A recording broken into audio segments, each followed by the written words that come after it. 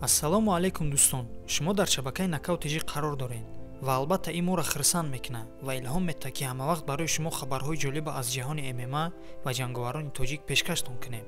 ҳамин тавр пеш аз саршавии видеоролик ай ҳамаи шумо хоҳиш мекунем ки ба шабакаи мо яъне Knockout TV обуна шудана фаромӯш накунед, то ки аз дигар хабарҳо ақиб намонед. дар ягон ҷо ба ҳузур дамуш бигиред, мо боша видеоролика сар мекунем. мерем рафтем.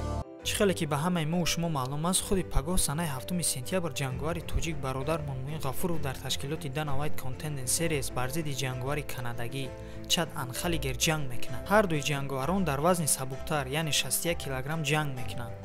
Муин дар карьераи варзишии худ 17 ғалаба ва 3 бохт дорад.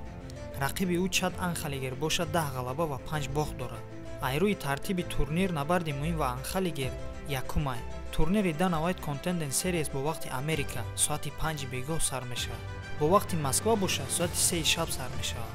бо вақти Душанбе бошад соати 5 саҳар сар мешавад. ин турнирро ай куҷо бепул тамошо кунем? ин саволе ки бисёриҳо то ҳозира мепурсанд. ин турнирро аз сомонаи расмии ESPN тамошо карда метонед. аммо гапа росташ дар уҷа пулакия. аммо мо барои шумо ссилкаи бепул ёфтагием.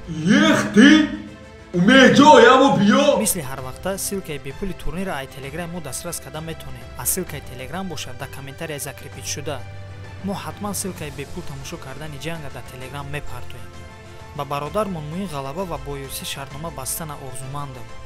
бигзор бо сари баланд ай ҳашкунҷа бироед. дӯстон, шумо чӣ фикр доред? фикротонро ҳатман дар комментария нависед.